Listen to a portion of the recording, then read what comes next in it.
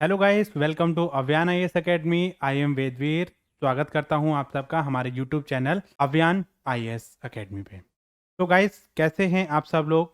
I hope you are doing very well. So guys, आज से हम लोग एक नई सीरीज स्टार्ट करने वाले हैं।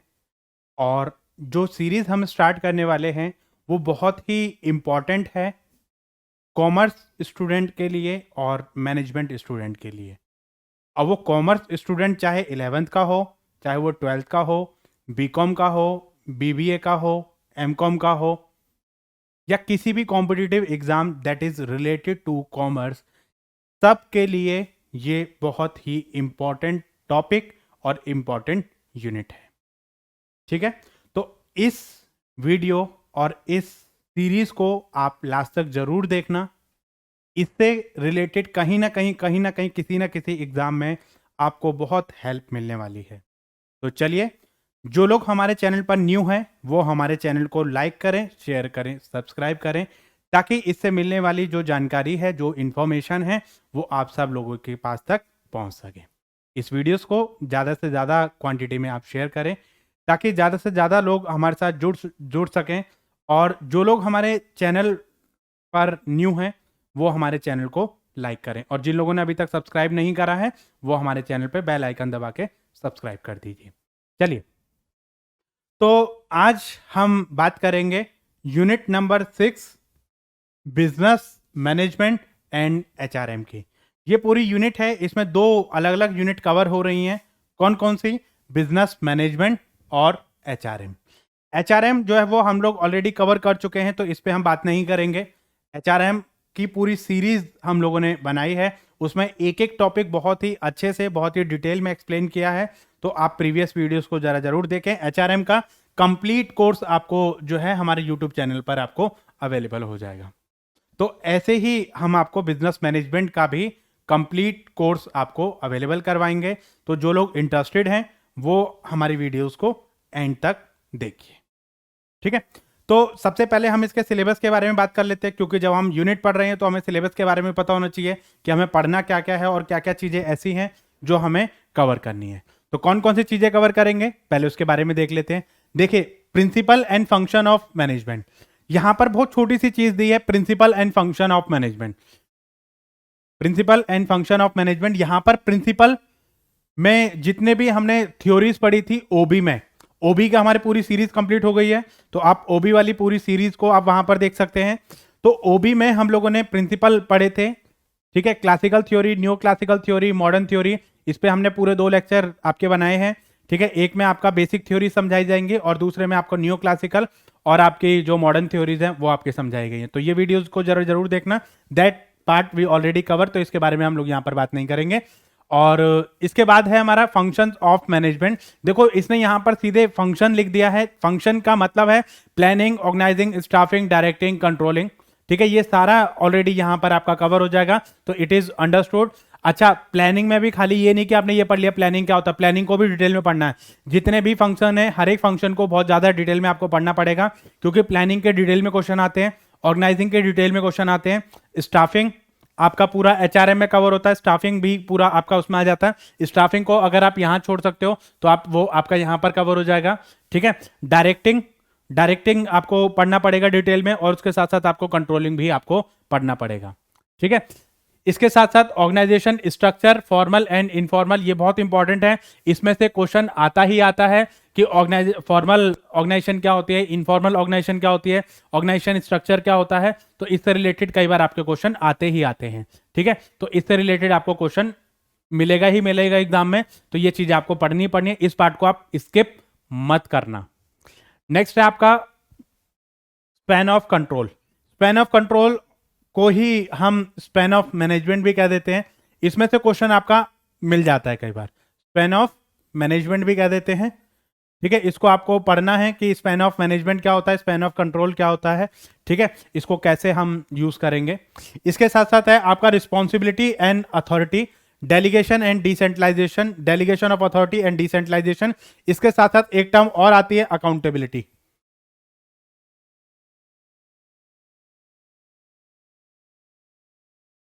ठीक है। तो रिस्पॉन्सिबिलिटी और authority, delegation of authority, decentralisation, ये चीजें आपके इसमें आ जाएंगे। और इसमें आपको देखना पड़ेगा कि भाई कहाँ कहाँ पर क्या हम अथॉरिटी को यूज कर रहे हैं, कहाँ पे आप रिस्पॉन्सिबिलिटी को यूज कर रहे हो, कहाँ पे आप अकाउंटेबिलिटी को यूज कर रहे हो। तो इससे रिलेटेड आपके क्वेश्चन आपको मिल सकते हैं, मोस्ट ऑफ द एग्जाम में आपको मिलते हैं कि power to give order and instruction is known as, तो वो क्या होती है, अथॉरिटी, रिस्पॉन्सिबिलिटी, अकाउंटेबिलिटी। ठीक है, तो उसमें आपको बताना पड़ेगा, अथॉरिटी को डेलीगेट कर सकते हैं, रिस्पॉन्सिबिलिटी को नहीं कर सकते। स्टेटमेंट काइंड ऑफ क्वेश्चन भी कई बार इसमें से बन जाते हैं, तो इसलिए आपको authority, responsibility, accountability, delegation of authority, decentralisation of authority, तो ये सब चीजें आपको पढ़नी ही पढ़नी है। इसके बाद motivation and leadership, most important concept and theories, इसमें से क्वेश्चन आपका मिलेगा ही मिलेगा। इसमें से कम से कम 2 से 3 क्वेश्चन आपके मिलेंगे ही मिलेंगे। मोटिवेशन की थ्योरी मोस्ट इंपॉर्टेंट है। इसमें से जितने भी कॉम्पिटिटिव एग्जाम हैं, चाहे वो कॉमर्स का हो, चाहे वो मैनेजमेंट का हो, चाहे वो पीजीटी कॉमर्स का हो, उन सब में आपके मोटिवेशन के थ्योरी से क्वेश्चन आपको मिलेंगे ही मिलेंगे। तो ये चीज आप नोट डाउन कर लेना कि मोटिवेशन और लीडरशिप बहुत इंपॉर्टेंट कॉन्सेप्ट है, इसको आप स्किप मत करना। बिना इसके कोई भी कॉमर्स का पेपर, मैनेजमेंट का पेपर, पीजीटी कॉमर्स का पेपर नहीं बनेगा।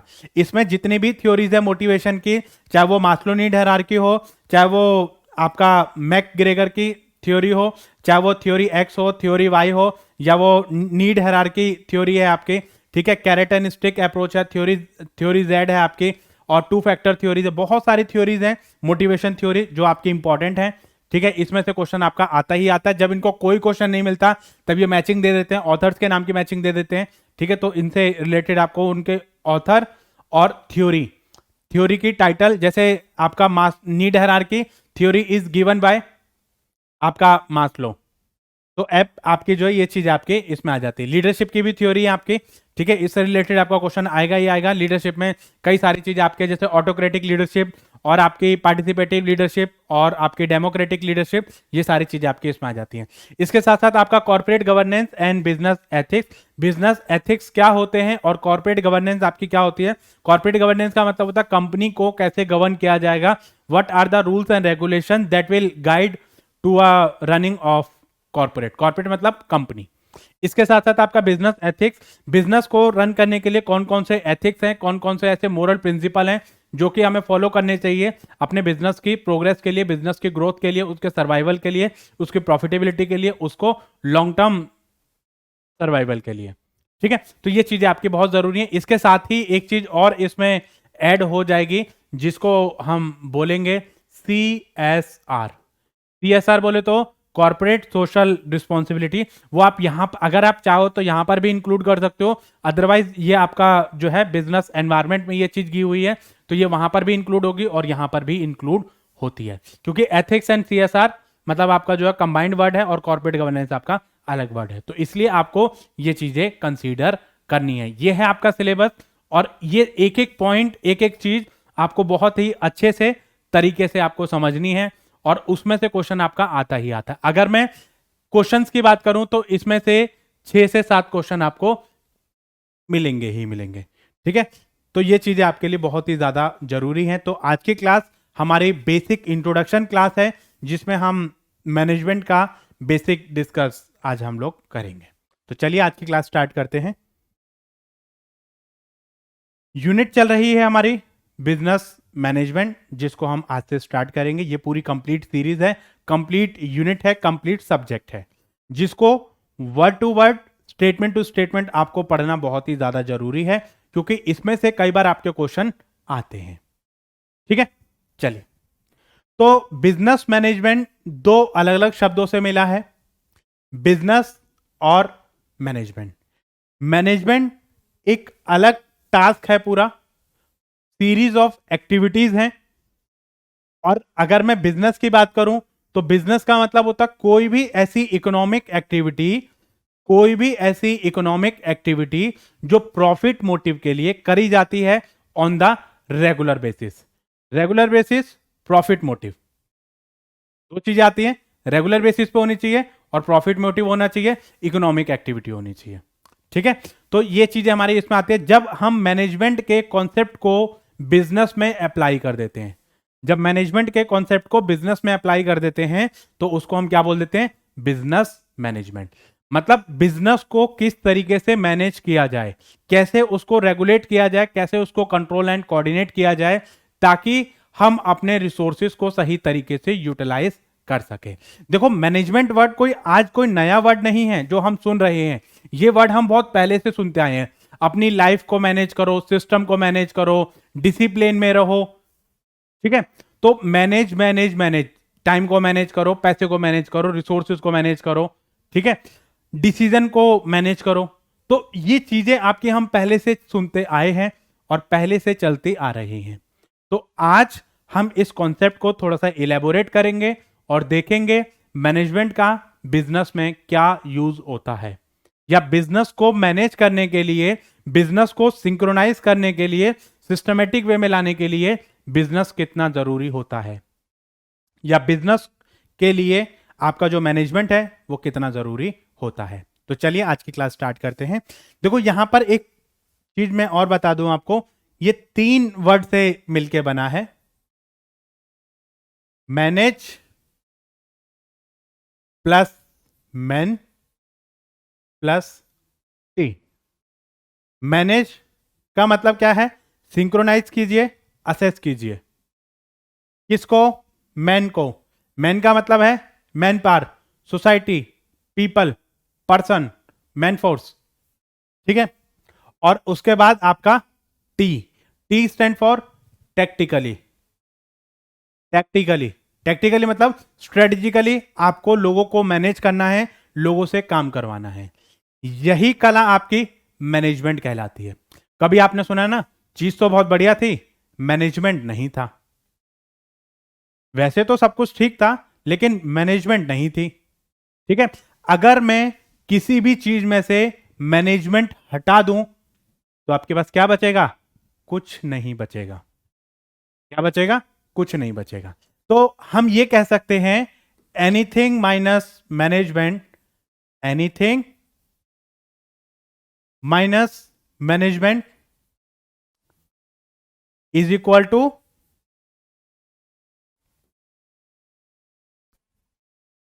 टू नथिंग,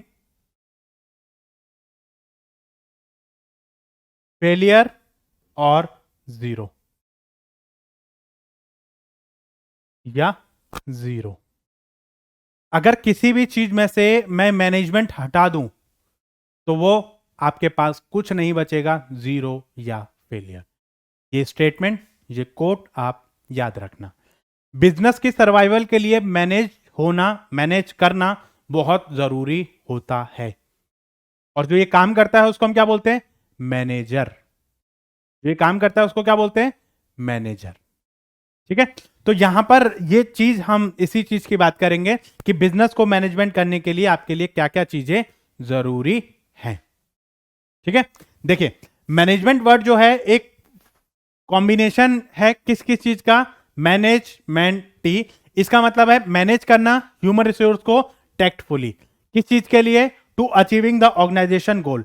आपका ऑर्गेनाइजेशन का एक गोल है, लोगों को मैनेज करना है टेक्टफुली। टेक्टफुली मतलब तरीके से। अब लोगों से देखो, हर तरीके के लोग, मतलब आपके नीचे कुछ लोग ऐसे होते हैं जिनको 100 लोगों की टीम दी जाए तो वो आराम से हैंडल कर सकते हैं, कुछ लोगों से 2 लोग भी हैंडल नहीं होते। इसमें किस चीज की कमी है? यहां पर मैनेजमेंट की कमी है। आपको मैनेज करना नहीं आ रहा है तो कहीं ना कहीं इस चीज की कमी है। अब जैसे मान लो एक कॉलेज है, एक इंस्टीट्यूट है, इंफ्रास्ट्रक्चर बहुत बढ़िया है, रिसोर्सेज बहुत बढ़िया हैं, लेकिन चीजों में मैनेजमेंट नहीं है। क्लैशेज हो रखे हैं, किसी को पता ही नहीं है, किसी से कुछ पूछो तो वो कहता है उससे पूछो, वो कहता है उससे पूछो, वो कहता है उससे पूछो। तो यहां पर किस चीज की कमी है? मैनेजमेंट की कमी है। और बिना मैनेजमेंट के कोई भी सक्सेस नहीं अचीव करी जा सकती है। तो यहां पर मैनेजमेंट का मतलब ही यही है कि आपको लोगों को मैनेज करना है, पीपल को मैनेज करना है, आपके जो रिसोर्सेज हैं उनको मैनेज करना है, ताकि आप अपना डिजायर्ड गोल एंड ऑब्जेक्टिव को अचीव कर सकें। तो कहने का मतलब क्या है कि मैनेजमेंट के पीछे हमारा एक ऑब्जेक्टिव जुड़ा है, उस ऑब्जेक्टिव को हमें अचीव करना है। हमारा गोल जुड़ा हुआ है, एक टारगेट जुड़ा हुआ है, उस टारगेट को हमें अचीव करना है। ठीक है, तो यहां पर हम ये कह सकते हैं कि अगर मान लो, अगर हम ये बोलें कि एक प्रोसेस है अपना लोगों से काम करवाने का, ठीक है, लोगों को मैनेज करना, उनको काम बताना, समझाना और उनसे काम करवाना, ये जो कला है वो आपकी मैनेजमेंट है। अब लोगों को आप कैसे मैनेज करोगे, किसकी क्या प्रॉब्लम है, किसको कैसे सॉर्ट आउट करोगे, अब कैसे आप डिसीजन लोगे, तो यही चीज, यही कला आपकी मैनेजमेंट कहलाती है। जैसे मान लो for example, can you think a team without captain? No. क्यों? Can you think a school without principal? No. Right? ये दो मैंने अलग अलग चीजें दी कि एक कैप्टन के बिना टीम इनकम्प्लीट है, प्रिंसिपल के बिना स्कूल इनकम्प्लीट है। क्यों? क्या करते हैं ये लोग? ये लोग रिसोर्सेज को मैनेज करते हैं, ये लोग डिसीजन को मैनेज करते हैं, ये लोग पीपल्स को मैनेज करते हैं, ताकि ऑर्गेनाइजेशन का जो गोल एंड ऑब्जेक्टिव है उस गोल एंड ऑब्जेक्टिव को हम अचीव कर सकें, देख सके कि भाई हमारा गोल और ऑब्जेक्टिव किस तरीके से हम अचीव करेंगे। तो ये चीजें हमारे लिए बहुत ही ज्यादा जरूरी होती हैं। तो हम ये कह सकते हैं कि हमें लोगों से काम करवाना है। अब आप कैसे करवाओगे, ये कला आपके ऊपर डिपेंड करती है, ये आपके नेचर के ऊपर डिपेंड करता है कि आप लोगों से कैसे काम करवाओगे। ठीक है? For getting work done from the them and manager have to perform different managing activities. मतलब यहां पर हमारी बहुत सारी एक्टिविटीज होती है, मैनेजरियल एक्टिविटीज होती हैं जो कि हमें परफॉर्म करनी पड़ती हैं, तब जाके लोग मैनेज हो पाते हैं, रिसोर्सेज मैनेज हो पाते हैं और हमारा जो गोल है वो अचीव हो पाता है। अब ये जो एक्टिविटीज हैं वो कौन कौन सी होती हैं जो एक मैनेजर को करनी पड़ती हैं? ये हमारे फंक्शंस भी होते हैं और ये हमारी एक्टिविटीज भी होती हैं। प्लानिंग करना, ऑर्गेनाइजिंग करना, स्टाफिंग करना, डायरेक्टिंग करना, कंट्रोलिंग करना, कोऑर्डिनेटिंग करना, ये सारी चीजें आपकी इसमें आ जाती है। देखो कई बार बहुत सारे एग्जाम्स में एक क्वेश्चन पूछा जाता है, essence of management is, essence of management is क्या होता है? चलिए कमेंट सेक्शन में बताइए जरा, क्या होता है इसेंस ऑफ मैनेजमेंट? ऑप्शन क्या देगा? Planning, controlling, coordinating, organizing, behaviour. ठीक है? तो यहां पर जो इसेंस ऑफ मैनेजमेंट जो होता है वो क्या होता है? कोऑर्डिनेशन होता है। ये चीज नोट डाउन कर लेना, कई बार बहुत सारे एग्जाम्स में आपके पूछी जाती है। Essence of management is coordination, not planning not controlling. ठीक है? ये चीज समझ आ गई? तो यहां पर planning, organising, staffing, directing, controlling, ये सब क्या है? हमारे फंक्शंस हैं। और इसेंस क्या है हमारा मैनेजमेंट का? कोऑर्डिनेशन। क्योंकि बिना कोऑर्डिनेशन के planning, organising, staffing, directing, controlling बेकार है। तो इससे क्या पता चला आपको? ये तीन चीजें होती है, मैनेजमेंट टैक्टफुली। ठीक है? तो यहां पर इन चीजों को करना है, आपको प्लानिंग करनी है, ऑर्गेनाइजिंग करना है, स्टाफिंग करनी है, डायरेक्टिंग करनी है, कंट्रोलिंग करनी है और उनको कोऑर्डिनेट भी करना है अगर आपको मैनेजमेंट करना है तो। ठीक है? तो यहां पर अगर मैं बोलूं कि मैनेजमेंट क्या हो गया? एक प्रोसेस हो गया of working with and through other to effectively achieve the organization objective by efficiently using limited resources in the changing environment. देखो इसने क्या बोला, आपके पास लिमिटेड रिसोर्सेज हैं, उन लिमिटेड रिसोर्सेज को यूज करके आपको क्या करना है? अपना ऑब्जेक्टिव अचीव करना है। और ऑब्जेक्टिव कैसे अचीव करोगे? दो तरीके से। कौन से दो तरीके? इफेक्टिवली और एफिशिएंटली। देखो ये टर्म जब तक आप मैनेजमेंट पढ़ोगे तब तक ये टर्म आपका पीछा नहीं छोड़ेगी। तो ये दो अलग अलग टर्म है, इनको भी मैं आगे क्लैरिफाई करूंगा कि इफेक्टिवली क्या होता है और एफिशिएंसी क्या होती है। ठीक है? तो यहां पर इसने क्या बोला, आपके पास रिसोर्सेज हैं, रिसोर्सेज को मैनेज करना है और आपको डिसीजन लेना है और आपको देना है कि भाई लोग जो किस तरीके से काम करेंगे और रिसोर्सेज को यूज करते हुए बेस्ट पॉसिबल वे में यूज करते हुए अपने गोल एंड टारगेट को अचीव करना है। आपको देखना है कि भाई अपना टारगेट आप कैसे अचीव करेंगे। इसके साथ साथ हम ये कह सकते हैं कि मैनेजमेंट एक प्रोसेस है। देखो प्रोसेस यहां पर भी बोला, प्रोसेस उसने यहां पर भी बोला, क्या बोला? Of getting things done with the aim of achieving goal effectively and efficiently.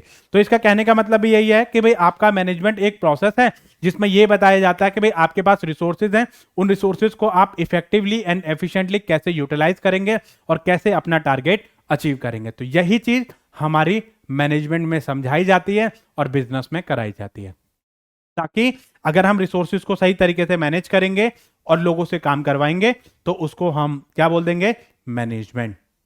या हम ये कह सकते हैं, एक बहुत कॉमन डेफिनेशन हम लोगों ने पढ़ी है, management is the art of getting work done from the formal organized group for the common goal and for the achievement of common goal and objective. बहुत कॉमन डेफिनेशन है जो हम लोग 12th से पढ़ते आ रहे हैं, ठीक है। तो आप ये भी कह सकते हैं कि मैनेजमेंट एक प्रोसेस है जिसके थ्रू हम लोगों से काम करवाते हैं। अब कैसे काम करवाते हैं? Formal organize group. Formal organize group का मतलब फॉर्मल ग्रुप हैं, उनसे हमें ऑर्गेनाइज तरीके से ग्रुप बनाए गए हैं और उनसे आपको काम करवाना है। यही कला आपकी मैनेजमेंट कहलाती है। For the achievement of organization goal and objective. आपके जो गोल एंड ऑब्जेक्टिव आपके लिए डिसाइड करे गए, सेट करे गए, उनको अचीव करने के लिए आपके टास्क डिजाइन किए गए हैं। उनको टास्क को यूज करते हुए आप अपने गोल एंड ऑब्जेक्टिव को अचीव करो, ठीक है। चलिए, तो यहां पर इन्होंने क्या बताया कि अगर मैं बिजनेस मैनेजमेंट की बात करूं तो बिजनेस मैनेजमेंट का मतलब क्या हुआ? Coordination and administration of business activity. आपके जो टास्क हैं, आपके जो रिसोर्सेज हैं, to achieve a set of objective, और इसमें हम अपने सुपरविजन और ट्रेनिंग, मतलब जो है ट्रेनिंग को, स्टाफ को ट्रेनिंग देते हैं, सुपरवाइज करते हैं और ओवरसी करते हैं उनके जो कोर ऑपरेशन है, और उनको डिजाइन करते हैं कंपनी के इंफ्रास्ट्रक्चर को टू ऑप्टिमाइज द फ्यूचर। मतलब हम अपने जो रिसोर्सेज हैं उनको एंगेज करेंगे, उनको मैनेज करेंगे ताकि हम आने वाले टाइम के लिए अपनी जो गोल एंड ऑब्जेक्टिव हैं उनको हम अचीव कर सकें और बेस्ट टू बेस्ट वे में अपने रिसोर्सेज को अचीव कर सकें। तो ये चीजें हमारे लिए बहुत जरूरी होती हैं कि जितनी भी बिजनेस एक्टिविटीज हैं उनको कोऑर्डिनेट करना, उनको एडमिनिस्ट्रेशन करना, और ये देखना कि टाइम पे आपकी जो एक्टिविटीज हैं वो कंप्लीट हो रही हैं या नहीं हो रही है, कैसे आप अपना टारगेट को अचीव करेंगे। ये चीजें आपके बिजनेस मैनेजमेंट में आ जाती हैं। तो ये चीजें बहुत ज्यादा जरूरी हैं, ठीक है। चलिए, तो यहां पर जो है एक दो चीजें और देख लेते हैं। क्या बताया? Business management is a term related to management of overall activity for the attaining the establishment of goal and it is a branch of management, ठीक है। बिजनेस मैनेजमेंट जो है वो ब्रांच ऑफ मैनेजमेंट है जिसमें हम ये देखते हैं कि मैनेजमेंट को हम अपने बिजनेस में कैसे यूज करेंगे, या हम ये भी कह सकते हैं कि it is the application of management rules and principle in the to effective running of the business, ठीक है। जिससे हम ये देखते हैं कि जो स्पेशलाइज करती है ऑर्गेनाइजेशन को अपनी एक्टिविटीज कोऑर्डिनेट करने में और अपने जो ऑपरेशन है उसको परफॉर्म करने में, ये जो है वो आपको हेल्प करेगा और बताएगा कि भाई आप अपने इफेक्टिवली अपने बिजनेस को किस तरीके से अचीव कर सकते हैं।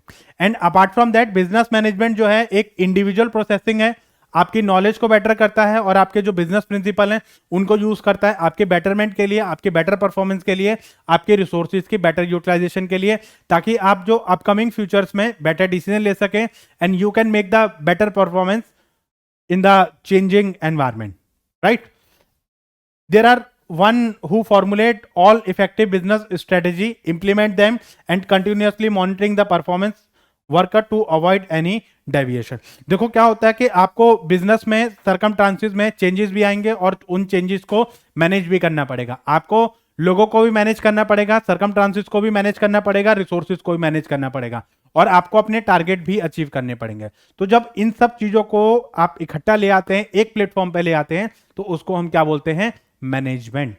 अगर आप लोग को फ्री छोड़ दिया जाए और आपको बोला जाए कि भैया ठीक है, आपका जिसका जो मन करे वो आप काम करो, बस मुझे टारगेट अचीव चाहिए, ऐसा आप नहीं कर सकते। वहां पर आपको टारगेट बताने पड़ेंगे और आपको रिसोर्सेज भी बताने पड़ेंगे, उनका टास्क डिजाइन करना पड़ेगा, उनको एक सही तरीके से प्लान करना पड़ेगा, तब जाके वो टारगेट को अचीव कर सकते हैं।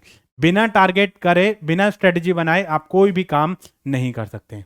बिना मैनेजमेंट के कोई भी काम आपका नहीं होता है, ठीक है। चलिए, तो हम ये भी कह सकते हैं कि ये हमारा कंटिन्यूअस एक्टिविटीज होती है जहां पे हम प्रैक्टिस करते हैं लॉन्ग टाइम के लिए, कि आपका कोई ऐसा काम तो है नहीं कि भाई आज कर लिया कल नहीं करना है, या 2-4 दिन कर लिया फिर आपको करने की जरूरत नहीं है। ऐसा नहीं होता है, ये आपको लॉन्ग टर्म बेसिस पे करना है, कंटिन्यूअस बेसिस पे करना है, ताकि इसमें और भी कई सारी चीजों को आप मैनेज कर सको। इसमें क्या क्या चीजें मैनेज होंगी? आप फाइनेंस को मैनेज करोगे, मार्केटिंग को मैनेज करोगे, ऑपरेशन को मैनेज करोगे, अकाउंटिंग को, रिसोर्सेज को, स्ट्रेटेजी को। तो इससे हमें क्या पता चला? हम जितने भी सब्जेक्ट पढ़ते हैं, जैसे फाइनेंस पढ़ा हमने, मार्केटिंग पढ़ी, एचआरएम पढ़ी हमने, ओबी पढ़ी और आपने अकाउंटिंग पढ़ी, ठीक है। तो ये सब क्या है? ये सब बिजनेस मैनेजमेंट के पार्ट है। ये सब बिजनेस मैनेजमेंट के पार्ट हैं, क्योंकि इन एक्टिविटीज को हम इसलिए करते हैं ताकि हम अपने बिजनेस को स्मूथली एंड इफेक्टिवली रन कर सकें और देख सकें कि हमारा जो फ्यूचर है, हमारा जो बिजनेस है वो किस तरीके से आगे रन करेगा। तो इसलिए ये जो चीजें हैं वो हमारे लिए बहुत ही ज्यादा जरूरी हो जाती हैं। और हमें ये भी देखना पड़ता है कि ये असेंशियल होता है आपको एफिशिएंट यूटिलाइजेशन ऑफ रिसोर्सेज, आपके जो रिसोर्सेज हैं उनको इफेक्टिवली और एफिशिएंटली यूटिलाइज कर सके, और हम ये देख सके कि आपका जो प्रॉफिट है वो मैक्सिमाइज हो और आपका जो डिजायर्ड गोल एंड ऑब्जेक्टिव है उसको हम क्या कर सकें, अचीव कर सके।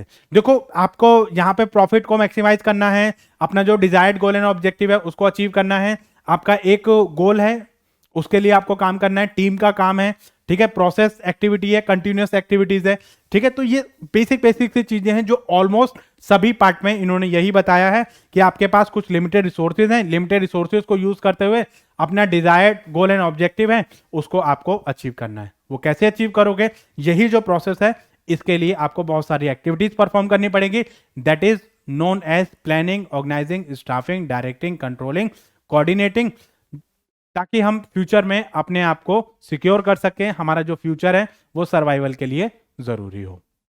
ठीक है,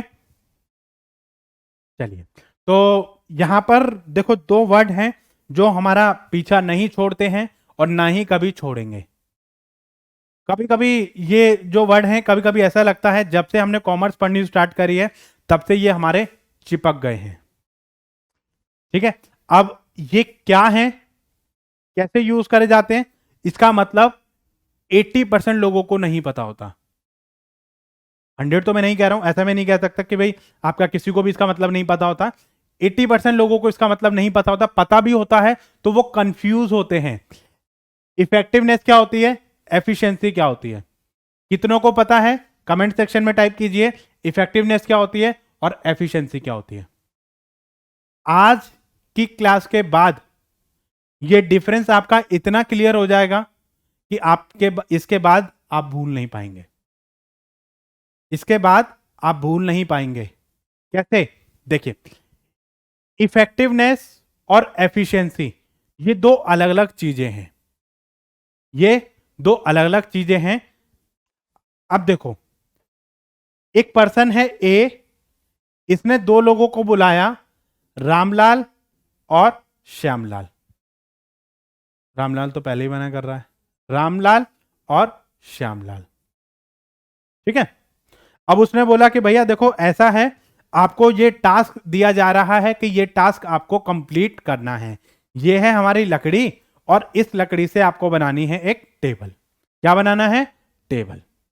टास्क समझ आ गया है, दोनों ने बोला यस सर। ठीक है, अब इन्होंने बोला ठीक है भैया जाओ, ओके कोई दिक्कत नहीं। अब शाम को इनसे दोनों से पूछा गया कि सर आपने काम कंप्लीट कर लिया, उन्होंने बोला यस सर। दोनों का काम कंप्लीट हुआ, यस सर। टारगेट अचीव हुआ, यस सर। इट मींस दोनों क्या हैं, इफेक्टिव पर्सन हैं, इफेक्टिव पर्सन हैं। मैंने सुबह टास्क दिया था, शाम को आके पूछा कि भैया काम हो गया, उन्होंने बोला यस सर, लाइए दिखाइए, मैंने देखा और काम वाकई में हो गया था। दोनों पर्सन क्या हैं, इफेक्टिव पर्सन है। ठीक है, बाद में मुझे पता चला कि इन दोनों को जो टारगेट दिए थे वो दोनों ने अचीव तो करे, इफेक्टिव तो हैं, लेकिन इसने वो काम लंच में ही कर लिया था। सवेरे मैंने टास्क दिया और ये इसने लंच तक ही कर लिया और बाकी टाइम ये आराम से बैठा रहा, टारगेट तो अचीव हो गया। ये बंदा लगा रहा लगा रहा लगा रहा सवेरे से लेकर शाम तक, तब जाके ये एक टेबल बना पाया। ठीक है, टारगेट दोनों ने अचीव करे, लेकिन टाइम किसने ज्यादा लगाया, श्याम ने, कम किसने लगाया, राम ने। तो ये यहां पर कॉन्सेप्ट आपका आ जाएगा एफिशिएंसी का। टाइम किसने कम लगाया, राम ने, तो ये मोर एफिशिएंट है, एफिशिएंसी इसकी ज्यादा है, किससे, किसके कंपैरिजन में, श्याम के कंपैरिजन में। हालांकि ये इफेक्टिव तो दोनों हैं, इफेक्टिव दोनों हैं क्योंकि दोनों ने अपना टारगेट कंप्लीट कर लिया। अगर ये कह देता सर मैं तो कर रहा था बस थोड़ा सा रह गया, ये मैं कल कर दूंगा, जब टारगेट दिया गया था तो आपने अचीव नहीं किया ऑन टाइम। तो इसका मतलब क्या है, अगर ये अचीव नहीं कर पाता और ये अचीव कर लेता तो हम क्या बोलते कि ये इफेक्टिव है और ये आपका इफेक्टिव नहीं है। लेकिन दोनों ने टारगेट कंप्लीट कर लिया, टारगेट तो दोनों कंप्लीट कर लिया, क्योंकि मैंने शाम को 6 बजे पूछा कि भैया काम हो गया, तो उन्होंने बोला यस सर हो गया, तो दोनों इफेक्टिव हैं। लेकिन एफिशिएंट कौन है? एफिशिएंट आपका राम है। क्यों? क्योंकि उसने अपना टाइम बचाया। अब हो सकता है इतने टाइम में वो कोई और काम कर दे, उसको और काम दे दिया जाए, ठीक है, तो यहां पर ये चीज आपकी इसमें आ जाती है। रिसोर्सेज बचा लिए उसने। अब मैंने ये देखा कि भाई लकड़ी जो आपको दी गई थी, इसने बोला सर इतनी लकड़ी बच गई है। इनसे पूछा, वो बोला सर लकड़ी क्या थी, मुझे तो मतलब बस इसको लगाना ही पड़ा, और बल्कि इसमें और कम पड़ रही थी, मैंने तो ये जोड़ जाड़ के इसको टेबल को कंप्लीट किया है। इसका मतलब क्या है? इन्होंने रिसोर्सेज सेव किए, टाइम सेव करा, कॉस्ट बचाई। और इन्होंने क्या करा? टाइम ज्यादा लगाया, रिसोर्सेज भी ज्यादा लगाए और कॉस्ट भी ज्यादा लगाई। ठीक है, वहीं पर अगर आप ये सोचो कि अगर ये घंटे के हिसाब से होते, अगर मैं इनको बोलता कि भाई 200 पर आवर आपको दिए जाएंगे, अगर इसने 3 घंटे पर बना लिया तो इस पे कॉस्ट कितनी आई हमारी? 600। और वही चीज इसने बनाई है 6 घंटे में, तो इसकी कॉस्ट कितनी आएगी हमारी? 1200 रुपए। तो इस पर्सन ने हमारी क्या करी? कॉस्ट को सेव किया, और इस पर्सन ने कॉस्ट को ज्यादा लगाया। तो यहां पर एफिशिएंसी जो वो किस पे आती है? टाइम पे आती है, कॉस्ट पे आती है, रिसोर्सेज सेविंग के ऊपर आती है, वेस्टेज के ऊपर आती है। दोनों चीजें क्लियर हुई? इफेक्टिवनेस और एफिशिएंसी। इफेक्टिवनेस क्या होती है, एफिशिएंसी क्या होती है? इफेक्टिवनेस का मतलब क्या होता है? टास्क दिया है, टास्क को अचीव कर लो। कैसे अचीव करते हो, कहां से अचीव करते हो, हमें कोई मतलब आपसे नहीं है। ठीक है, अब आप ये देखो, हमारी क्लास में 50 बच्चे हैं, 50 बच्चों में से कितने बच्चों का नेट निकलेगा? सबका निकलेगा। अगर आप तरीके से स्टडी करते हैं तो आप सारे कोर्सेज को पूरा कंप्लीट देखिए, एमसीक्यू सेशन ज्वाइन कीजिए, और आप अपना जो भी आपका मॉक टेस्ट है, डाउट क्लासेस हैं, उनको सबको ज्वाइन करिए। डेफिनेटली आपका एग्जाम निकलेगा। ठीक है, तो अब आप देखिए कि जितने लोगों का एग्जाम निकलता है वो सब क्या है? इफेक्टिव पर्सन है। वो सब इफेक्टिव पर्सन है। क्या सबका परसेंटेज सेम आएगा? नहीं, परसेंटेज में आपका डिफरेंस आएगा। तो जो परसेंटेज में आपका डिफरेंस आता है, जिसके मार्क्स ज्यादा हैं, जिसने कम मेहनत करके ज्यादा मार्क्स सिक्योर करे, वो आपका एफिशिएंट पर्सन हो जाएगा। एक पर्सन ने 6 महीने मेहनत करी और एग्जाम को क्रैक कर लिया, और एक पर्सन ने 1 महीने मेहनत करके एग्जाम को क्रैक कर लिया। तो इफेक्टिव तो दोनों पर्सन है, दोनों ने एग्जाम क्रैक करा है, लेकिन एक पर्सन ने 1 महीने में स्टडी करके एग्जाम को क्रैक कर दिया, तो वो पर्सन क्या हो जाएगा? Efficient person. ठीक है, चलिए, तो यहां पर इफेक्टिवनेस देखिए क्या कहती है? It is the refers to completion of work on time. आपका जो वर्क है वो किस पे होना चाहिए? टाइम पे होना चाहिए। और यहां पर क्या कहता है? It refers to completion of work correctively with minimum cost and maximum profit. यहां पर कॉस्ट आपकी कम होनी चाहिए, वेस्टेज आपकी कम होनी चाहिए, प्रॉफिट आपका मैक्सिमम होना चाहिए। इसके साथ साथ हम ये बोले कि डूइंग राइट थिंग, आप राइट थिंग आपको करनी है, सही काम आपको करना है। और यहां पर हम ये बोलेंगे आपको फास्टर वे में करना है, आपको कॉस्ट एफिशिएंट रहना है, और आपको चीजों को सेव करना है, रिसोर्सेज को सेव करना है, मिनिमाइज करना है आपको कॉस्ट को, और मैक्सिमाइज करना है आपको प्रॉफिट को। टाइम का यूटिलाइजेशन आप देखिए, रिसोर्सेज का यूटिलाइजेशन आप देखिए, और आप देखिए कि भाई किस तरीके से आपने रिसोर्सेज को यूज किया है, अपनी एनर्जी को कितना कंज्यूम किया है, ताकि आप आने वाले टाइम में कितना बेनिफिट ले सकते हैं। ठीक है, इसके साथ साथ to achieve end result on time, यहां पर हमारा ऑब्जेक्टिव क्या रहता है कि भाई आपको जो एंड रिजल्ट है वो आपको अचीव करना है। आप चाहे जैसे मर्जी करो, बट हमें रेस निकालनी है। ठीक है, हमें टारगेट अपना अचीव करना है। यहां पर क्या है, हमारा टारगेट तो आपको अचीव करना ही करना है, लेकिन आपको साथ साथ में ये भी देखना है रिसोर्सेज, एनर्जी, टाइम, कॉस्ट, ये चीज आपकी कम से कम लगनी चाहिए, और आपका जो प्रॉफिट है वो मैक्सिमम होना जाना चाहिए, ताकि एक ऑर्गेनाइजेशन बेटर परफॉर्मेंस कर सके। इसके साथ साथ आपका इज ऑन टाइम, यहां पर फोकस किस पे रहेगा? On time. आपको टाइम पर पहुंचना है, चाहे आप जैसे मर्जी पहुंचिए। ठीक है, और यहां पर क्या होता है, आपको कॉस्ट भी सेव करनी है। जब आप कॉस्ट की बात करते हैं, टाइम की बात करते हैं, रिसोर्सेज की बात करते हैं, तो उसको हम क्या बोलेंगे? On cost. ठीक है, तो ये चीज हमारी इसमें आ जाती है। जैसे मान लो 2 पर्सन नेट का एग्जाम देने गए, एक पर्सन ए और एक पर्सन बी, ठीक है। दोनों का एग्जाम सेंटर एक ही जगह था, ये एक ही जगह से आपके गए, इन्होंने डिफरेंट डिफरेंट मोड यूज करे और आपका 9 o'clock तक या 8 o'clock तक आपके एग्जाम पे सेंटर पे पहुंच गए, ठीक है। तो दोनों क्या है, इफेक्टिव पर्सन है। लेकिन पता चला इसने कैब करी थी और कैब वाले ने 500 रुपए ले लिए, और इसको पता था कि भाई मुझे इस तरीके से जाना है, और उसने मेट्रो पकड़ी वहां से, और मेट्रो में 50 रुपीज देके 1 आवर्स में ये पहुंच गया, ठीक है। और इसके कैब वाले ने 500 रुपीज ले लिए।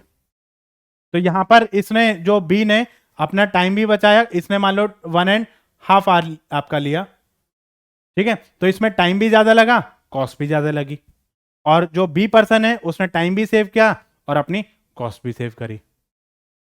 इफेक्टिव तो दोनों हैं, लेकिन एफिशिएंट बी है, क्योंकि इसने टाइम भी सेव करा और अपनी कॉस्ट भी सेव करी, ठीक है।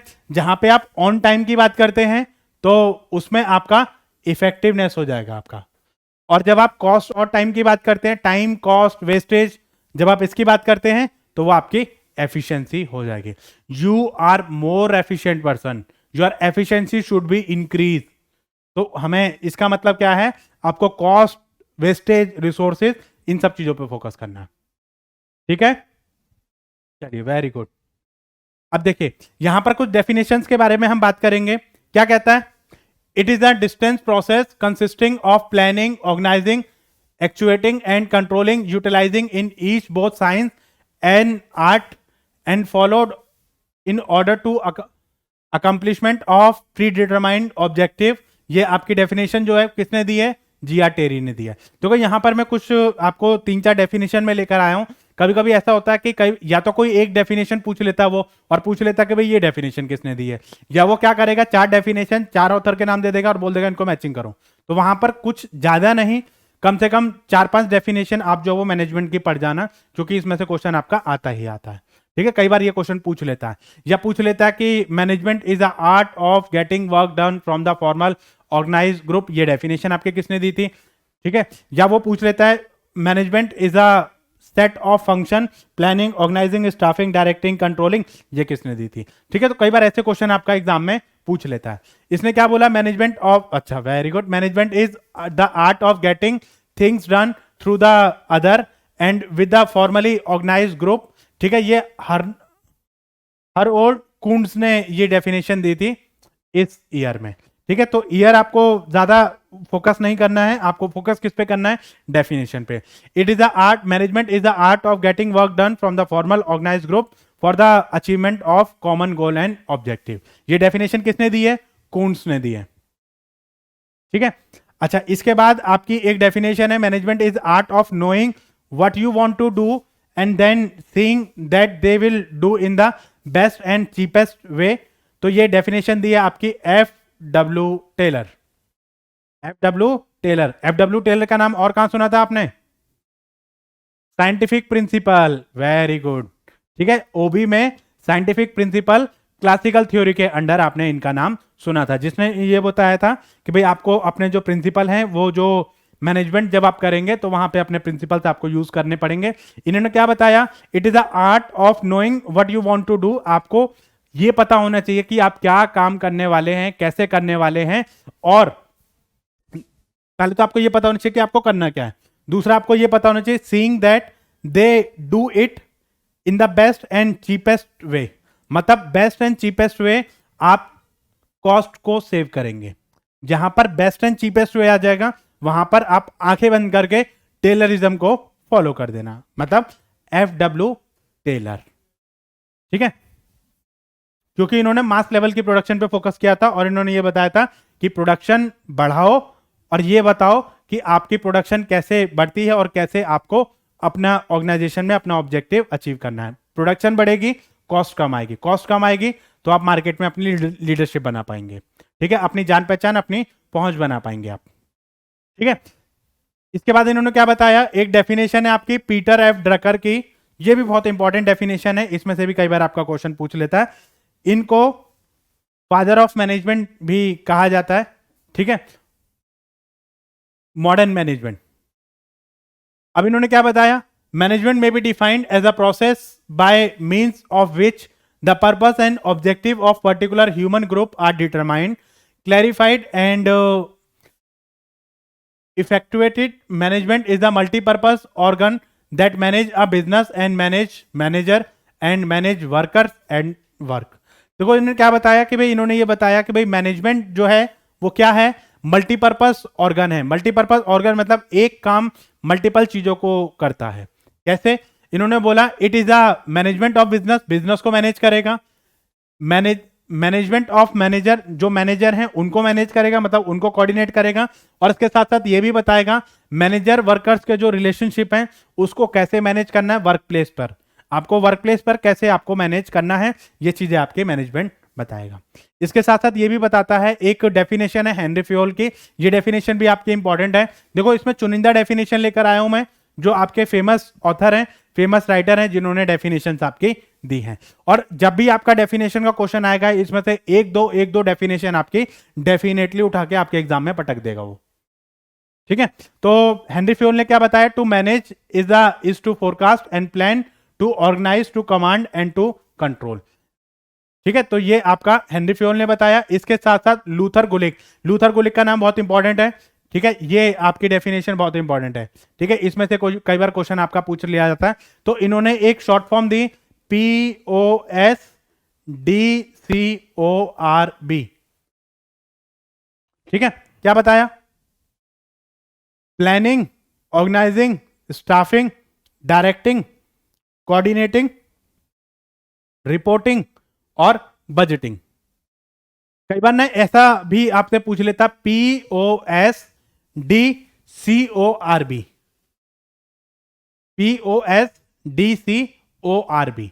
ठीक है, तो planning, organising, staffing, directing, controlling, coordinating, not controlling, coordinating, reporting और बजटिंग। तो ये किसने दिया था, लूथर गुलिक ने।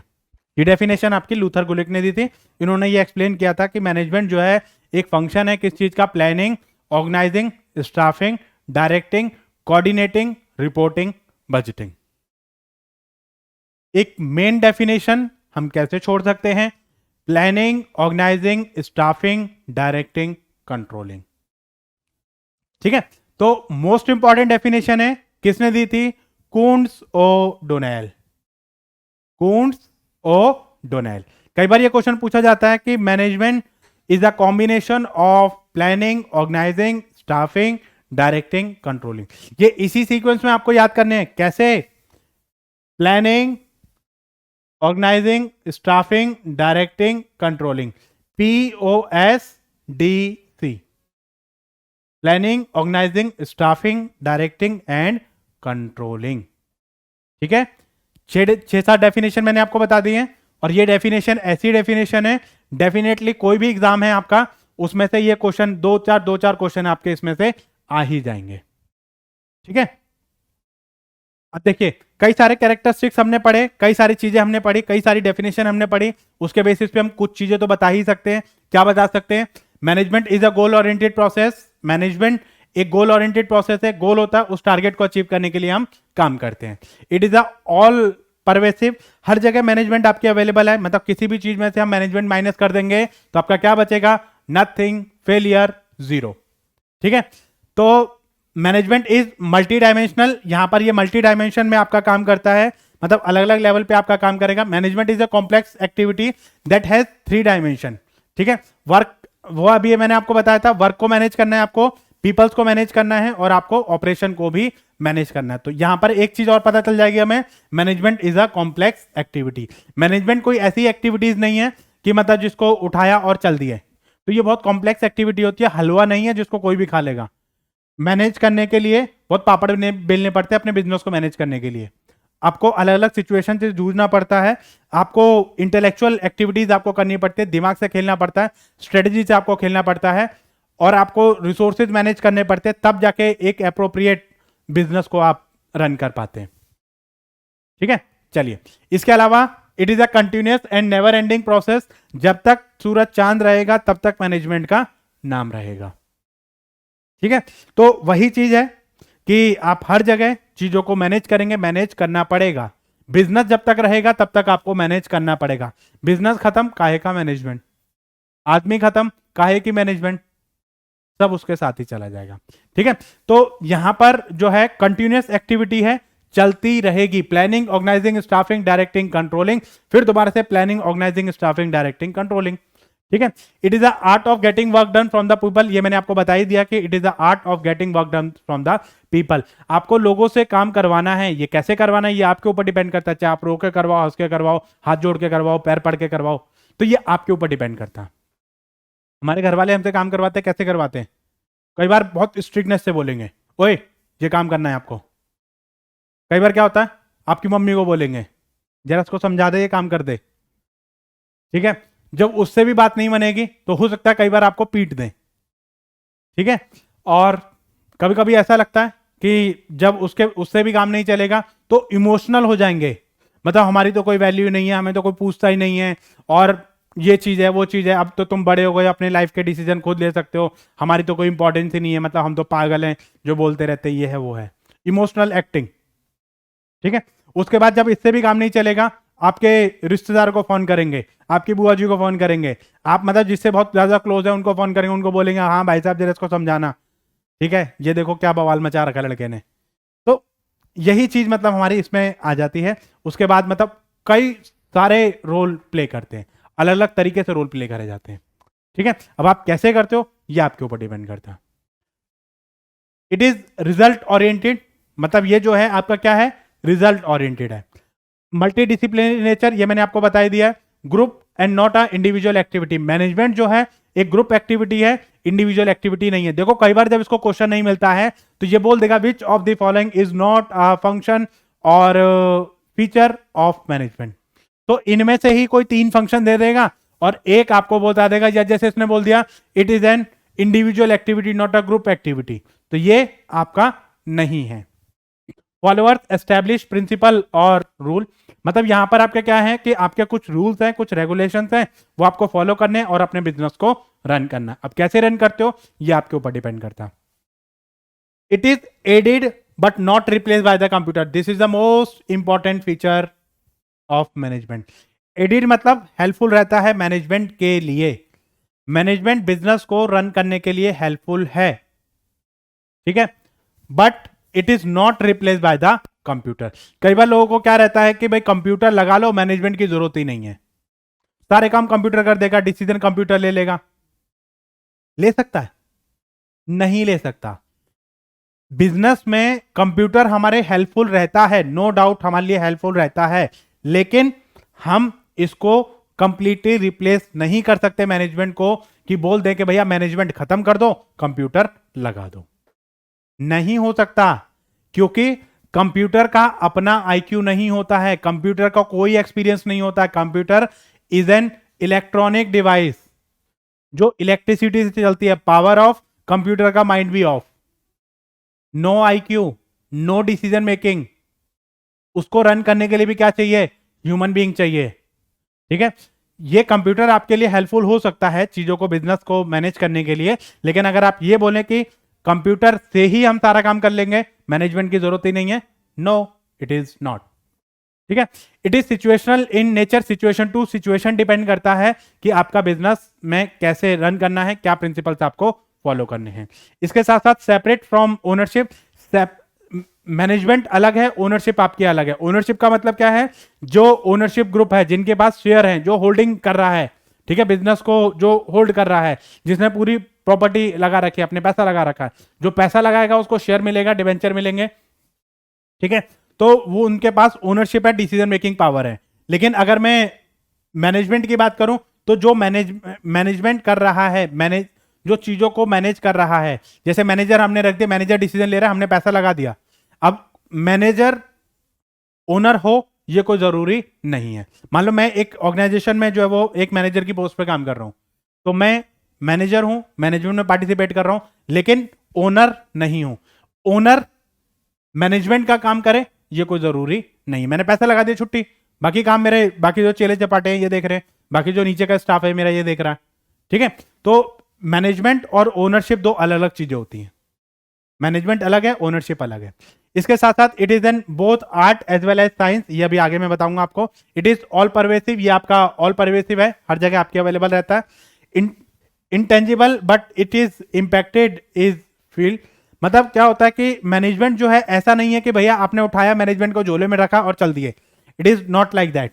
ये टेबल कुर्सी नहीं है कि उठाया और यहां से उठा के वहां रख दिया, ऐसा नहीं है। ये आपका इंटेंजिबल है, ठीक है, लेकिन इसका जो इंपैक्ट है वो आपके रिजल्ट पे दिखता है। इसका आपको इंपैक्ट आपको देखने को मिलेगा आपके रिजल्ट पे, ठीक है। It is use as professional approaches in work, यहां पर आपके जो प्रोफेशनल अप्रोचेज है वर्क की वो यूज होती है और वहां पर आप इसको यूज कर सकते हैं। इसके साथ साथ आपका it is dynamic in nature, it keep on changing. आपको जो पॉलिसी है और जो प्रिंसिपल है वो आपके एनवायरमेंट के हिसाब से चीजों को आपको चेंज करना पड़ता है। और एनवायरमेंट कैसा होता है? डायनेमिक इन नेचर, ठीक है। चलिए, बहुत ही बढ़िया। अब हम बात करेंगे कुछ ऑब्जेक्टिव की बात करेंगे, ऑब्जेक्टिव ऑफ मैनेजमेंट। यहां पर हमारा ऑब्जेक्टिव की अगर हम बात करें तो 3 टाइप में ऑब्जेक्टिव में डिवाइड कर दिया है। सबसे पहला ऑर्गेनाइजेशन ऑब्जेक्टिव, दूसरा सोशल ऑब्जेक्टिव, तीसरा आपके पर्सनल ऑब्जेक्टिव, ठीक है। Organization objective, social objective, personal objective, क्या होते हैं ये? चलिए बात करते हैं। अगर मैं ऑर्गेनाइजेशन ऑब्जेक्टिव की बात करूं तो ये 3 पार्ट में डिवाइड कर सकता है, सर्वाइवल, प्रॉफिट और आपका ग्रोथ। देखो, सबसे पहले आप क्या करो? सर्वाइव करो। अपने सर्वाइव करने के बारे में सोचो कि आप सर्वाइव कैसे करोगे, ठीक है। सबसे पहले आप जब बिजनेस सेटअप करते हो तो सबसे पहले आप सोचते हो कि भाई हम सर्वाइव कैसे करेंगे, हम जिंदा कैसे रहेंगे। तो सबसे पहले आपको फूड, शेल्टर, क्लोथ इनके बारे में सोचना है। लेकिन जब आप बिजनेस की बात करो तो बिजनेस में भी आपको सर्वाइवल के बारे में सोचना है कि कम से कम ज्यादा कुछ ना हो तो आपकी जो कॉस्ट है वही रिकवर होती रहे। कम से कम कॉस्ट हमारी जेब में चाहे कुछ ना जाए लेकिन हमारी कॉस्ट रिकवर होती रहे और हम एग्जिस्ट करते रहेंगे। जितना पैसा आया उतना आपने दे दिया, हमारे खर्चे निकलते रहे, हमारी जेब में चाहे कुछ गया चाहे नहीं गया लेकिन खर्चे हमारे निकलते रहे। प्रभु का नाम लो, बिजनेस हमारा चलता रहेगा। वेरी गुड, ठीक है। उसके बाद ठीक है भाई, कब तक गुण गाओगे, कितने दिन चलेगा? ऐसा लॉन्ग टाइम के लिए नहीं चलेगा, शॉर्ट टाइम के लिए कॉन्सेप्ट ठीक है। अब आपको जो है वो क्या करना है, प्रॉफिट के बारे में सोचना है कि भैया हम इतना मेहनत कर रहे हैं, दिन रात पापड़ बेल रहे हैं, हमारी जेब में भी कुछ जाना चाहिए। तो वहां पर जब आप थोड़ा सा बिजनेस को अपने लॉन्ग टाइम के लिए लेके जाते हैं तो वहां पे आपका ऑब्जेक्टिव आ जाता है प्रॉफिटेबिलिटी। आपको प्रॉफिट अर्न करना है। प्रॉफिट कैसे अर्न करोगे? अपनी कॉस्ट को कम करो और अपना जो सेल्स रेवेन्यू है उसको आप बढ़ाओ, नंबर ऑफ आउटपुट आप बढ़ाओ, कॉस्ट आपकी कम हो जाएगी, ज्यादा से ज्यादा यूनिट आप सेल करो, प्रॉफिट आपका बढ़ जाएगा, ठीक है। उसके बाद है आपका फ्यूचर में क्या प्लान है आपका? फ्यूचर में क्या करोगे भैया? ऐसे ही चलता रहेगा, मतलब 1 रुपए की चीज 2 रुपए में बेच दी, 4 रुपए में बेच दी, 3 रुपए प्रॉफिट आ गया, 2 रुपए प्रॉफिट आ गया, कैसे? इससे आगे क्या है आपका? आगे क्या प्लान है भैया? आगे फ्यूचर के लिए आपको ग्रोथ भी इंडिकेट करनी पड़ेगी, फ्यूचर की अपॉर्चुनिटी आपको समझना पड़ेगा और आपको यह भी देखना पड़ेगा बिजनेस में कैसे रन करोगे। आपको बिजनेस को रन करो, कैसे रन करोगे ये आपके ऊपर डिपेंड करता है, ठीक है। तो इसमें आप जो वो उसके ग्रोथ के बारे में सोचोगे और आप देखोगे कि आपका जो नंबर ऑफ प्रोडक्ट है वो आपके बढ़ने चाहिए, आपके जो नंबर ऑफ एम्प्लॉई है वो सेटिस्फाइड होने चाहिए। तो ये चीज आपके इसमें आ जाती है। फ्यूचर ग्रोथ के बारे में आप सोचो, मैं एक ही प्रोडक्ट पे आप अटके रहोगे, आप अपनी टर्नओवर बढ़ाओ, अपनी प्रोडक्टिविटी बढ़ाओ, ठीक है। उसके बाद है सोशल ऑब्जेक्टिव। सोशल ऑब्जेक्टिव का मतलब क्या है? यहां पर हम जो है जिस सोसाइटी में हम काम कर रहे हैं उसके लिए आपको काम करना है। अब यहां पर आपका क्या है? उनको अपॉर्चुनिटी दीजिए ताकि जो है डिफरेंट डिफरेंट टाइप के लोग आपकी कंपनी में एनरोलमेंट कर सकें, आपकी कंपनी में हिस्सा ले सके, भागीदारी अपनी दे सके, कंट्रीब्यूट कर सकें आपकी बेटर अपलिफ्टमेंट के लिए। तो आपको एक ऑर्गेनाइजेशन को भी सोसाइटी के बेनिफिट के लिए काम करना है, वहां पे डोनेशन, चैरिटी वगैरह ये सारा काम आपको, एक्टिविटीज आपको करनी पड़ेंगी। इसके साथ साथ आपको ये भी देखना है कि फ्यूचर में आप अपने सोसाइटी के रिसोर्सेज को यूज करेंगे तो उसके बेनिफिट के लिए आपको काम करना है। चाहे वो आप उनकी कल्चरल एक्टिविटीज में काम करें, चाहे आप उनको डोनेशन दें, चंदा दें, आप जो मर्जी करें, बट आपको कुछ एक्टिविटीज आपको करनी पड़ेंगी। इसके साथ साथ आप पर्सनल ऑब्जेक्टिव। पर्सनल ऑब्जेक्टिव का मतलब है यहां पर एम्प्लॉय से रिलेटेड है कि एम्प्लॉय को उनकी वेजेस जो टाइम पे मिलनी चाहिए, उनका जो बोनस वगैरह जो चीजें हैं आपकी, ठीक है, उसमें सैलरी, पर्क्स, सोशल बेनिफिट वगैरह ये सारी चीजें आपकी इसमें आनी चाहिए। बेसिक अमेनिटी, पीयर ग्रुप्स और आपका जो सोशल जो नेटवर्किंग है उनको आपको क्रिएट करना है, सोशल एंड हेल्दी रिलेशन आपको बनाने हैं, ठीक है। तो ये हमारे ऑब्जेक्टिव हैं, पर्सनल लेवल के ऑब्जेक्टिव, सोशल लेवल के ऑब्जेक्टिव और ऑर्गेनाइजेशन के लेवल के ऑब्जेक्टिव। ये सारे ऑब्जेक्टिव हमारे ऑब्जेक्टिव ऑफ मैनेजमेंट में आ जाते हैं, ठीक है। चलिए, उसके बाद आता है आपकी इंपॉर्टेंस क्या होती है मैनेजमेंट की, मैनेजमेंट क्यों जरूरी होता है आपके ऑर्गेनाइजेशन के लिए, क्यों जरूरी होता है, पहले इसके बारे में बात कर लेते हैं। क्या कहता है, management help in achieving the group गोल, आपका जो ग्रुप का गोल एंड ऑब्जेक्टिव है उसको अचीव करने में आपकी हेल्प करेगा। Increase the efficiency, increase the efficiency, efficiency मतलब आपका जो टाइम है उसको सेव करेगा, आपकी कॉस्ट को सेव करेगा, और आपके रिसोर्सेज है उसको बेटर वे में यूटिलाइज करेगा, आपकी जो वेस्टेज है उसको बचाएगा, आपके प्रॉफिट को मैक्सिमाइज करेगा। इन चीजों को बताना है, ठीक है। क्रिएट डायनेमिक ऑर्गेनाइजेशन मतलब जैसा हमारा एनवायरमेंट चेंज हो रहा है उसके हिसाब से आपको चेंज करना, सिस्टम को चेंज करना, ये सारी चीजें आपके किस में आ जाएंगी, डायनेमिक ऑर्गेनाइजेशन में आ जाएंगी। इसके साथ साथ अचीविंग पर्सनल ऑब्जेक्टिव मतलब आपके पर्सनल ऑब्जेक्टिव मैंने आपको बताया, टाइम पे आपको सैलरी देना, टाइम पे आपकी ग्रोथ, फ्यूचर अपॉर्चुनिटी के बारे में सोचना, आपको अपॉर्चुनिटी देना, आपको learn earn and grow, learn earn grow, ठीक है। इसके बाद डेवलपमेंट ऑफ सोसाइटी, सोसाइटी के डेवलपमेंट के लिए काम करना। इफेक्टिव डिसीजन मेकिंग मतलब आपका जो डिसीजन है वो कैसा होना चाहिए, इफेक्टिव होना चाहिए। इसके साथ साथ आपका रिडक्शन ऑफ वेस्टेज, आपको वेस्टेज को कम करनी है। इस पॉइंट को अगर आप हटाएंगे तो ये यहाँ पे बढ़ जाएगा आपका, ठीक है। मॉनिटर ऑफ ऑल प्रोग्रेस, आपकी प्रोग्रेस को मॉनिटर करने के लिए आपको मैनेजमेंट का होना बहुत ही ज्यादा जरूरी होता है, ठीक है। चलिए इसके बाद अगर मैं बोलूं management is an as an art, management एक आर्ट होती है। कई जगह ये चीज पूछी जाती है, मैनेजमेंट आर्ट है, साइंस है, प्रोफेशन है, क्या है, क्या है मैनेजमेंट। जैसे मैंने डेफिनेशन में पढ़ा था, management is N art, management art है। क्यों है आर्ट, ये चीज मैं बताता हूं। देखो आर्ट का मतलब क्या होता है, आर्ट का मतलब होता है skillful activity and personal application. ये पर्सनल एप्लीकेशन के ऊपर डिपेंड करता है और आपके स्किल्स के ऊपर डिपेंड करता है कि आपको एग्जिस्टिंग नॉलेज कितनी है और उसको आप कैसे ले सकते हैं, अपनी स्टडी से, ऑब्जर्वेशन से, एक्सपीरियंस से। तो यहां पर इस चीज को हम आर्ट कह देते हैं, क्योंकि मैनेजमेंट अगर मान लो मैं मैनेज कर रहा हूं तो मैं अलग तरीके से मैनेज करूंगा, आप मैनेज करोगे तो आप अलग तरीके से मैनेज करोगे। ये आपके ऊपर डिपेंड करता है कि आप सिस्टम को तरीके से कैसे मैनेज करते हैं। कैसे, एग्जिस्टिंग ऑफ थियोरेटिकल नॉलेज आपके पास होनी चाहिए, पर्सनलाइज एप्लीकेशन आपका होता है based on practices and creativity. Art जो है वो क्रिएटिविटी के ऊपर आता है, पर्सनल एक्टिविटीज के ऊपर आता है कि आप अपनी जो एक्टिविटीज हैं उनको कैसे कंट्रोल एंड कोऑर्डिनेट करते हो। It depend on person to person. अगर मैं कोई काम कर रहा हूं तो मैं अलग तरीके से करूंगा, आप कोई काम कर रहे हो तो आप अलग तरीके से करोगे। तो ये डिपेंड करता है पर्सन टू पर्सन, ठीक है। देखिए मैनेजमेंट को साइंस कंसीडर किया जाता है, क्यों कंसीडर किया जाता है वो भी देखते हैं। साइंस कब कंसीडर करेंगे, जहां पर सिस्टमैटिक बॉडी ऑफ नॉलेज होती है जो जनरल ट्रूथ के बेसिस पे काम करता है, कॉज एंड इफेक्ट के बेसिस पे काम करता है, उसको कहीं पर भी एनीवेयर एनी टाइम टेस्ट कर सकते हैं, वो सेम रिजल्ट आपका प्रोड्यूस करेगा, तब हम उसको क्या बोलते हैं, साइंस बोलते हैं। एक सिस्टमैटिक मैनर के बारे में बात करेगा, कॉज एंड इफेक्ट के बारे में बात करेगा और आपको बताएगा कि एक बॉडी ऑफ नॉलेज है आपकी, ठीक है, और आपके ट्रूथ के बारे में बात करेगा, फैक्ट के बारे में बात करेगा, बिना फैक्ट के कोई भी डिसीजन आपका नहीं लेगा, ठीक है। यहां पर सिस्टमैटिक बॉडी ऑफ नॉलेज है, principle based on the experiment and observation और आपका यूनिवर्सल वैलिडिटी। आप प्रिंसिपल है, इसके जो प्रिंसिपल्स बनेंगे उनको कहीं पर भी अप्लाई कर सकते हैं, किसी भी ऑर्गेनाइजेशन में आप अप्लाई कर सकते हैं, ठीक है, और आपको सेम रिजल्ट आपको देंगे। यूनिवर्सल वैलिडिटी होती है, कहीं पर भी किसी भी टाइम, एनी टाइम आप you can trust and you can check any time anywhere, ठीक है।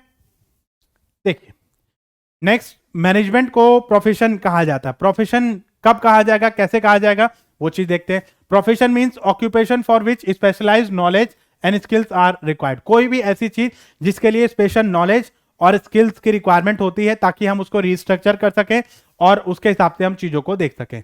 यहां पर एंट्री रिस्ट्रिक्टेड मतलब हर चीज में एंट्री रिस्ट्रिक्टेड होती है आपकी, ठीक है। क्यों, क्योंकि आपकी जिसको स्पेशलाइज्ड नॉलेज है और उसी वही पर्सन आपका वहां पर जा सकता है, उस फील्ड में वही पर्सन जा सकता है। जैसे डॉक्टर है, उसको उसकी नॉलेज चाहिए, आपको एंट्रेंस के थ्रू मतलब आप जाएंगे वहां पे एडमिशन लेंगे, डिग्री मिलेगी, आप कोड ऑफ कंडक्ट रहेंगे आपके, वो चीज आपको फॉलो करनी है, ठीक है। Well defined body of knowledge है, रिस्ट्रिक्टिव एंट्री है, प्रोफेशनल एसोसिएशन है, एथिकल कोड ऑफ कंडक्टेड है और यहां पर हमारा सर्विस मोटिव रहता है। क्या मोटिव रहेगा हमारा, सर्विस मोटिव रहेगा। Well defined body of knowledge मतलब यहां पे एक बॉडी ऑफ नॉलेज, उसी के बारे में आप पढ़ोगे। आप लॉ करोगे तो आप उसके बारे में पढ़ोगे, डॉक्टरेट करोगे आप उसके बारे में पढ़ोगे, बीटेक करोगे आप उसके बारे में पढ़ोगे, आप इंजीनियरिंग करोगे आप उसके बारे में पढ़ोगे, मैनेजमेंट करोगे, एमबीए करोगे तो आप उसके मैनेजमेंट, बिजनेस को कैसे मैनेज करना है, सेल्स को कैसे इंक्रीज करना है, मार्केट शेयर कैसे इंक्रीज करना है, प्रॉफिटेबिलिटी कैसे इंक्रीज करनी है, कॉस्ट कैसे कम करनी है, तो यही चीजें तो पढ़ाई जाती है आपको, ठीक है। इसके बाद रिस्ट्रिक्टिव एंट्री है कि मतलब जो आपकी फील्ड का पर्सन है वही इसमें जा सकता है, ठीक है। प्रोफेशनल एसोसिएशन से आपको जो है कनेक्टेड आपको रहना पड़ेगा। जैसे एमबीए करोगे तो आप बिजनेस में जाना है तो आपको एमबीए करना पड़ेगा, डॉक्टरेट में जाना है तो एमबीबीएस करना पड़ेगा, और आपको लॉ उसमें जाना है तो आपको जो है लॉ का कोर्स आपको करना पड़ेगा, एलएलबी। ठीक है। तो यहां पर एथिकल कोड ऑफ कंडक्ट रहेंगे, सर्विस मोटिव हमारा यहां पर रहने वाला है। देखिए फंक्शंस ऑफ मैनेजमेंट, ये मैंने आपको बता दिया कि फंक्शंस ऑफ मैनेजमेंट मैंने पहले ही बताया आपको, planning, organising, staffing, directing, controlling और आपका कोऑर्डिनेटिंग। ठीक है। तो वैसे तो नॉर्मली हमारे 5 फंक्शंस होते हैं, लेकिन कोऑर्डिनेटिंग आपका इसेंस में माना जाता है, लेकिन बिना कोऑर्डिनेशन के ये सारी एक्टिविटीज आपकी बेकार है, इनका कोई यूज नहीं रहता। देखो ये जो जितनी भी चीजें मैंने यहां पर लिखी है, planning, organising, staffing, directing, controlling, coordinating, ये सारी एक्टिविटीज को एक एक एक्टिविटीज को आपको डिटेल में पढ़ना पड़ेगा। इसमें से क्वेश्चन आता ही आता है हर किसी हालत में। ठीक है। तो प्लानिंग का मतलब क्या है, अपने ऑब्जेक्टिव सेट करो, टारगेट सेट करो, अपना एक्शन प्लान बनाओ। Planning means deciding in advance what to do, how to do, when to do, by whom to do, और आपको कब कहां पर कैसे करना है और उसको कैसे करना है। आपका हम कहां पर है, कहां पर हमें जाना है। अब मान लो मैं यहां पर हूं, मुझे यहां पर जाना है, अब यहां से मैं यहां तक कैसे जाऊंगा, इसी चीज को मैं प्लानिंग बोल देता हूं, इसी चीज को प्लानिंग बोल देता हूं। ठीक है। जब आपने एक बार डिसाइड कर लिया, डिसीजन ले लिया, what to do, how to do, when to do, by whom to do, why to do, तो ये सारा आपका प्लानिंग है। ऑर्गेनाइजिंग का मतलब क्या है कि जितने भी आपके टास्क, रोल, ड्यूटीज, सबको आप ग्रुप बना लो, ग्रुपिंग ऑफ सिमिलर एक्टिविटीज, उनको टास्क डिजाइन करो, स्ट्रक्चर बनाओ, हायरार्की बनाओ, अथॉरिटी बनाओ, उनको रोल एंड रिस्पॉन्सिबिलिटी दे दो आप। तो ये सारा आपका किस में आ जाएगा, ऑर्गेनाइजिंग में आ जाएगा। जो सिमिलर सेट ऑफ एक्टिविटीज हैं उनका एक ग्रुप बनाओ और उस ग्रुप के अकॉर्डिंगली आप काम करो। ठीक है। स्टाफिंग का मतलब है finding and placing the right person for the right job at the right time. ठीक है। तो जो पर्सन जिस काम के लिए सूटेबल है, अब मान लो जब आपका स्ट्रक्चर क्रिएट हुआ है तो उसमें लोग भी चाहिए, लोग चाहिए, तो उसके लिए मतलब जो है लोग कहां से आएंगे, वो पर्सन कहां से आएंगे, उसको फाइंड करना, ये हमारा स्टाफिंग का काम है। लोग आके बैठ गए, अब आपको क्या चाहिए, डायरेक्टिंग देना है, आपको ये बताना है, लोग को गाइडेंस देना है, ये बताना कि भाई कौन सा काम कब कहां पर कैसे करोगे, उनको मोटिवेट करना, उनको सुपरवाइज करना, उनको कम्युनिकेट करना, उनको लीड करना, that is known as directing. उसके बाद आपका कंट्रोलिंग, कंट्रोलिंग करना मतलब यहां पर ये देखना कि आपको जो टारगेट दिया गया था वो टारगेट आपने अचीव करा नहीं करा, उसको मैच करना, डेविएशन है, क्यों डेविएशन है, और क्या क्या चीजें, क्या क्या कमियां रह गई उसमें, ये सारी चीजें आपकी कंट्रोलिंग में आ जाती हैं। ठीक है। अपने जो स्टैंडर्ड हैं, स्टैंडर्ड को करंट परफॉर्मेंस के हिसाब से मैच करना, कंपैरिजन करना, और ये देखना कोई डेविएशन तो नहीं है, अगर कोई डेविएशन है तो वो कैसे आप फाइंड आउट करोगे, ये चीज आपकी इस पे आ जाती है। ठीक है। Very good. चलिए यहां पर 2 वर्ड हैं, एक है मैनेजमेंट, एक है आपका एडमिनिस्ट्रेशन। बहुत ही इंपॉर्टेंट और बहुत ही कंफ्यूजिंग। बहुत सारे लोगों को नहीं पता होता है कि मैनेजमेंट क्या होती है, एडमिनिस्ट्रेशन क्या होता है। यहां पर एडमिनिस्ट्रेशन एडमिन को मान लेते हैं, जैसे ऑर्गेनाइजेशन है, ऑर्गेनाइजेशन में हमारा एडमिन डिपार्टमेंट होता है, तो लोग यहां पर एडमिनिस्ट्रेशन उसको मान लेते हैं, लेकिन ऐसा कुछ भी नहीं है। चलिए तो बात करते हैं,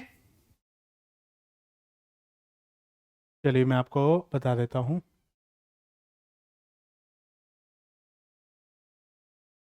देखिए एडमिनिस्ट्रेशन जो है,